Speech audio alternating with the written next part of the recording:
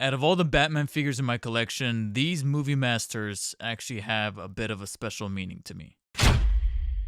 Reading up on the recent leaks of the new McFarlane Toys The Dark Knight figures that are set to come out sometime in the springtime of this year made me kind of reminisce about the old Mattel movie masters that came out around the time that The Dark Knight was released in 2008. It was a wave that was pretty much a 6-inch scale take on some of the figures from the Nolanverse, specifically different incarnations of Batman, his villains, and his side characters. And there's a couple of disclaimers. One is that they're very loose. I unfortunately had these figures kind of just rolling around here in my house, but in a very loose format. So much so that the boxes are missing. I know they're in the house somewhere, but I literally looked for days. Likewise, I could not find the evidence bags because the Movie Masters line, specifically the ones for The Dark Knight, had this little gimmick where they came with an evidence bag and then a piece of evidence alongside with some of these characters that were thematically tied to whoever it was. So for Batman, it was actually the only one that I could find, which is this oversized cowl that is literally quite just empty and hollowed out from the back, and that's ultimately all that it really is. And it's also the only accessory I can really cover in this video, and it's the only piece of evidence I was able to find. And the intention was to put this in the evidence bag and kind of just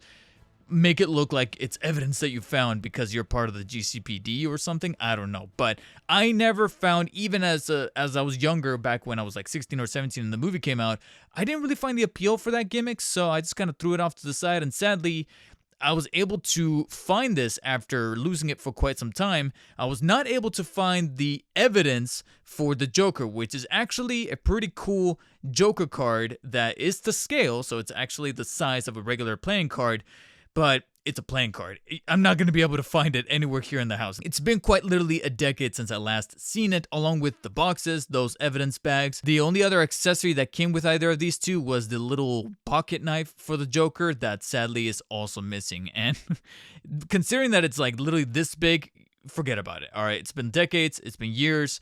I looked all over the place. I'm not going to be able to find it unless I purchase a second one off of somebody online. So that's the one major disclaimer. And then the second one, as I kind of touched upon here at the beginning, there's a bit of a hidden meaning with these figures, a bit of a background one that is a little heavy. For now, as you can see, they're 6-inch scale.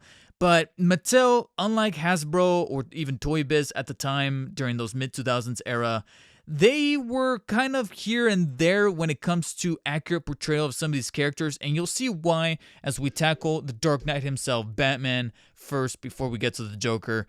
He's in the full 6-inch scale, and you can see right here that they did a pretty decent job of nailing the black architecture going alongside the costume, because he's not all just one black. You have a predominantly very dark black with a couple of instances of jet black around the hockey pad areas of the torso, chest, and bicep. And the shoulder pieces and the actual moldings of the armor actually look very good for being a 6-inch scale, especially when you got a little bit more of the matted area around the chest symbol, the shoulder pads, and the bicep and leg armoring. It's actually a pretty faithful interpretation. And then once we get to that utility belt, it's very easy to kind of get the Nolan utility belt down these days when it comes to either 6-inch or, dare I even say, 12-inch format figures. So they did a good job of making sure you got those two little circles in the middle to make it sure that this is that version, along with the right shade of gold and silver accents going alongside there in the middle. To me, where I think Mattel kind of excelled though is that head sculpt, because it's one thing to get the cowl right. It's almost kind of easy for certain manufacturers to get cowls as long as they're sent over the right measurements from the designers of the film. It's a whole nother thing entirely to get the chin right. I mean, a lot of Batmen are made or broken by that chin. And I'd say that when it comes to the way that the eyes are painted inside of the little crevices, as well as that almost lipless chin, yep, that's Bale, all right. You can definitely see that that is Bale's Batman. And to me, I would say this is actually a pretty accurate interpretation of his portrayal as the character. It's only when we get to proportions that I can definitely see an awful lot of discrepancies. You see how some of the arms and torso areas, especially with how square, he's got a legit Elon Musk body going on with his with the torso build. There's something very jagged and robust and square, like rectangular shoebox going down there with the torso that I'll admit the proportions are a little goofy. And then you get to the feet. Just look how bombastic those feet are. I mean, yeah, props to Batman for packing some heat, if you get my meaning, but it really does stand out when it comes to collectors kind of harnessing the Movie Masters line, pulling him out of the box and going, whoa, what is going on there? It could maybe be a little bit of a byproduct if they have reutilized, I don't know this for certain, but in case they were kind of using the Batman Begins mold and then just layering on the armoring of the Dark Knight suit, maybe that's one of the reasons as to why it looks the way that it does, because there is a Batman Begins version that was part of this wave, and maybe they were just kind of tossing it to the side and be like, well, the Dark Knight suit is meant to be a little slimmer, a little bit more mobile, because like he mentions it, he wants to be able to turn his head. And likewise, it looks like maybe they just trimmed it down a little too much. It's like they looked at the torso and said, oh, cut here. It's like when you cut the edges of your sandwich and you just go chuk, chuk, chuk, like that. And that's pretty much how we resulted with the torso here in mind. Plus, we have a very stagnant cape that, as you can see, is just a flat piece of rubber kind of dangling off from the top portions there, and it does a good job of looking the part when he's in a very stoic and clear pose like this. But once you kind of get the figure moving about with the articulation is where the cape looks a little too stilted for some people's taste. For me, I would say it does a decent job at the 6-inch scale, but it could have been better. Said mobility and movement, though, was indeed done better in a surprising amount. I will, however, be a little careful because lately I feel like I've been having some bad luck with some of these older nostalgic figures, so forgive me if I'm a little slow paced when covering the articulation, but it's actually a pretty good, worthwhile effort by Mattel. When you get to the head, you're able to, of course, rotate it all the way around 360. There is some pretty decent tilting up and down and even a little bit left to right, to where if you want to kind of make him look off into the distance like the Dark Knight that he is, and also very reminiscent of some of those iconic stills from the Dark Knight, you can actually kind of do so a little bit. Then we get to the shoulders where you're able to rotate the arm 360. Mine is a little bit on the stiff side. You can kind of hear a little bit of squeezing. I'm just going to go ahead and put it back in place because, like I said, it's been a good while since I've toyed around with this figure some time. You'll also notice through the movement that despite the good detail of the shoulder pads, they are glued on very off-put. As you can see, it's almost like the left one is the more accurate, straightforward one, while the right one was posted or glued on or pasted onto the figure a little bit too much on the forward side, kind of getting a little closer to the chest, and that's one little goof that manufacturing over at Mattel could have done a little bit better. Ironically, it allows the shoulder to rotate 360 degrees, as you can very visibly see right there. That's why I had to mention it here. When it comes to horizontal articulation, you can extend almost about that far, but once you get to the 45-degree angle is really where you come into contact between the shoulder pads and the top part of the shoulder/cape, so you got to be careful with that. You do have some bicep swivels that allow full rotation 360 degrees, albeit mine is a little bit on the stiffer side for the left, but it could still be done.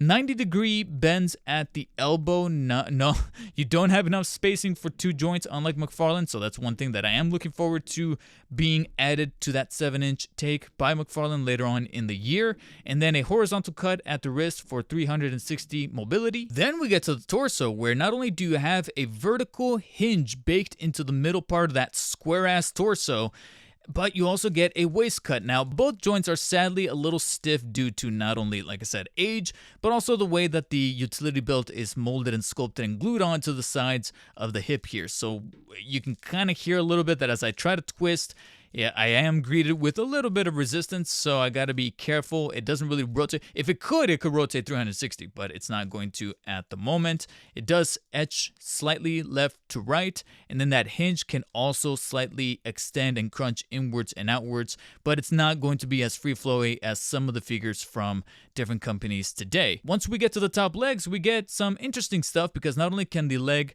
move forward about that far forward and then that much back, but you actually actually have a vertical hinge that's hidden and baked away slightly there on the inside portion of the top leg that is able to slightly extend. Now, again, I'm going to be a little bit careful and not extend it to the fullest capability because it is a little bit on the old side and the plastic is very delicate. But as you can see, you can kind of extend the legs about that much to their respective sides.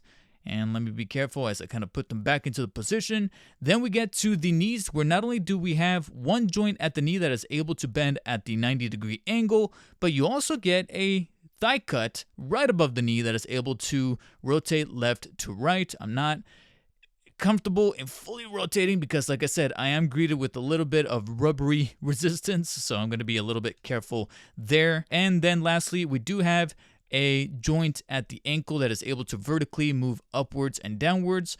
Sadly, no rotation of any kind because of the way that it's designed, but that's what the thigh cut is designed for, to be able to kind of edge out the ankles to the sides to stabilize your figure even better. So, as you can see, some compromises made, but nothing to really, kind of harp on too much for it being a 6-inch figure at a Mattel. I mean, and I'm not saying that Mattel is not capable of doing amazing figures. They've been in the business for some time. I just wasn't expecting them to do the things that they did with Batman figures, especially in 2008. So now that we've covered the Dark Knight, let's move on to the one that's completed by the Dark Knight himself, the Agent of Chaos, the Joker. Now, unlike Batman, who I was praising for having a very clear likeness to Bale's take on the character, despite being at 6-inch scale, I unfortunately have to go on the other side of the spectrum for the Joker version here from Mattel that is very far removed from Heath Ledger's Joker. Obviously, based on aesthetic and design work, you can note that this is the 2008 Heath Ledger Joker, but there's nothing characteristically very emblematic of his facial features or his look or his gaze or his mannerisms, nothing of that sort.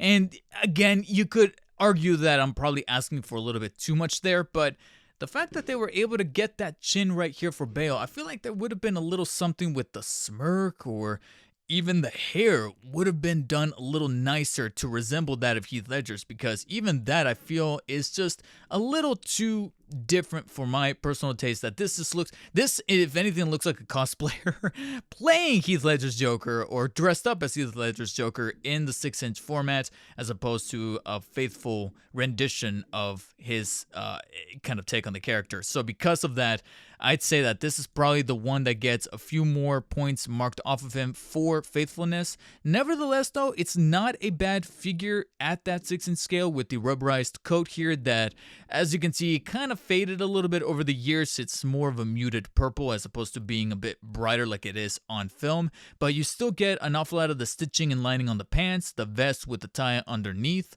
You don't really get a whole lot other points of detail except for maybe the rubberized chain dangling off the side of his hip here and the buttons, but nothing to really write home about. But that's okay. In terms of detail, that's really all you're really going to work with here. But it does a good job of complementing the Batman over here. As far as articulation and detail, you can see that the head sculpt, there's not a whole lot of bad with the paint job. It's just not all that faithful to, like I said, Heath Ledger's Joker. You see some good details with the scarring around the mouth, the eye makeup being smudged.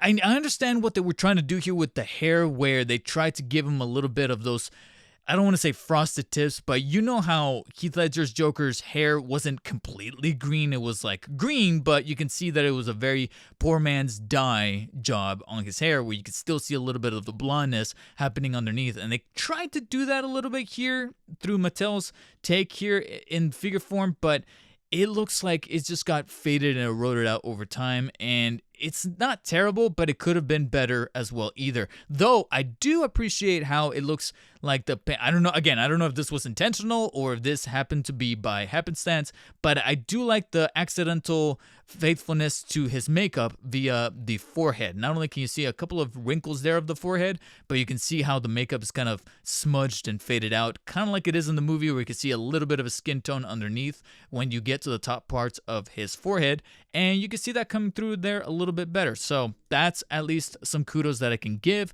Otherwise, though, you just get your basic attire for the Joker that does a decent job. It's just not as wow worthy as Batman was over here for their take. When it comes to articulation, we have a similar situation happening as well, but again, that's okay because the Joker's not meant to be as articulated since he's not necessarily that much of a fighter. The head is able to rotate 360 degrees and slightly tilt upwards and downwards, but as you can see, when you do so, it's going to be at a bit of a slant, that joint, because of how shrugged up they molded the neck. And speaking of the neck, before I forget, they also got a little bit of that skin tone for the neck, a little inaccurate. You'll notice that he's borderline Trump color down there at the bottom. I'm sorry, that's the only time, but for comparison, there you have the skin tone for Bale and the skin tone for Heath, and I don't remember Heath. You know what? We hardly even got Heath Ledger's Joker out in the daytime, and when we did see him in the daytime, for the most part, he was in disguise as a police officer, so he's not one to get himself some vitamin C, and it's a little difficult to believe that he was going to be that dark skinned there, or at least that much of a tan. Once you get to the arms, they are able to rotate 360 degrees because of the way that the coat is cut away here on the shoulder area via the rubberized piece, and you are able to extend it off to the side about the 45-degree angle similar to that of Batman. A 90-degree angle joint there at the elbows that allow it to bend that far, and then of course the horizontal cut on the wrist that is able to rotate 360 degrees. Unfortunately, our first major omission, unlike Batman, is any kind of waist articulation. I guess you could argue that what I mentioned before, because he's the Joker, he's not meant to be that flexible and mobile, but still would have been nice if they had thrown in at least a waist cut, and there's none to be found here. No hinge, no waist, nothing. This piece is one solid piece, and it's going to remain that way. So once we get to the legs, you have a similar joint of that of Batman's that allows it to move the leg about that far forward. Not much in the way of back, even though it feels like it can, but of course the coat is going to be in the way when you do so. You do, however, get that vertical slit and hinged right here on the sides that allow it to extend. I would even argue a little farther than Batman. Batman is a little stilted, whereas Joker, you can kind of see right there, it extends almost to the 90-degree if it wasn't for the coat kind of getting in the way on the sides. So that's actually pretty surprising. Much like Batman, you also get a thigh cut right above the knee right there that allows it to rotate 360 degrees, as well as the knee joint that allows the knee to bend 90 degrees, straight right angle, like you see right there. And there are joints in the ankles. You can see the pin right about through there, but much like recent McFarlanes have even done so, and I've even noted and kind of complained about, you design the suit with the cuffs of the legs wrapped around the ankle in this manner that throwing in an ankle joint is kind of pointless because you can't really move the ankle. You can kind of like nudge it. It's like a couple of degrees of movement, but it's not really going to be doing anything at all. So what was really the point of doing so? So once you get into positioning him, you can only really do so much with the Joker as far as posability and articulation. Of course, to complete the ensemble and to make him look even more menacing would have been that pocket knife to fit into his sculpted holding hand on the left. But unfortunately, it's nowhere to be found, so all you can really do is do something like this to kind of pose him and make him look like he's asking you, why so serious? And like I mentioned, since we already noted that we can't find any of the accessories or their respective evidence bags for the Mattel gimmick that they were throwing in with the Movie Masters line, that really about does it for these two figures. That is, of course, unless you count the weird empty cowl right there in the middle.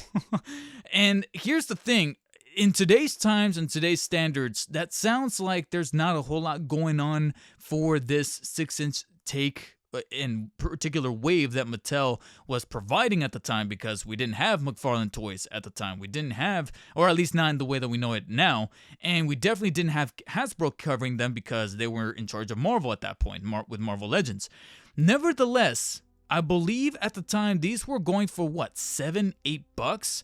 Considering that these days $7 or $8 or even $10 only really nets us 3 3/4 inch figures, $10 or maybe even less than that, 7 or 8 for a 6-inch figure with some pretty decent and modest detail, articulation, and gimmickry accessories, I would say these are still not too bad of a purchase, whether it be today or back then, especially if you were on the hunt for some movie tie-in figures for arguably one of the best comic book movies ever made. That would have been reason to hold on to these all these years later by themselves, but I personally have another bit of a stake in these two figures that definitely needed to be covered on the channel, especially before McFarlane delivers their take on the 7-inch scale line. And that is that even though I was in the market at the time, hunting down Transformer figures, some of the Spider-Man 3 figures, and then of course with the Dark Knight releasing and loving it, I wanted to get myself some Movie Masters. And I had a certain subscriber, follower, whatever, viewer, whatever you want to call him, but I would like to call him friend because he actually went out of his way to buy me these figures. He bought the figures, he put them in a USPS box and shipped them to me personally, and he didn't have to do that. He really did not have to do that. His name was Brendan I always butchered his last name, but Brendan Agurile. And the reason why it was very important to mention him by name and give him a shout out here by providing these figures all these years later is because unfortunately he is no longer with us. He had a terminal disease. Later in 2011, he unfortunately passed away. And because of that, I felt like it was necessary to mention him by name here in this review and dedicate this review 15 years later after the release of not only the Dark Knight but this figure wave from Mattel to commemorate his memory and make sure that he didn't go unnoticed and that he is still to this day contributing to the channel. So thank you, buddy. Appreciate you for sending these figures, and wherever you are, just know that these figures are still getting some love. The camera's still rolling on these figures all these years later, and I appreciate you for providing those figures, and I appreciate you guys for watching this video all the way to the very end. If you guys enjoyed it, hit the thumbs up button. If not, hit the thumbs down. Let me know down in the comment section below, do you guys own these Movie Master figures? If so, do you own any beyond these two, like the Ra's al Ghul, the Scarecrow, the Batman Begins Batman, the Unmasked Bale Batman? If you enjoyed this video, check out this other one showing up on screen that YouTube is recommending for you, as well as other McFarlane Toys related stuff on the channel. And as always, guys, stay humble. I'll see you later.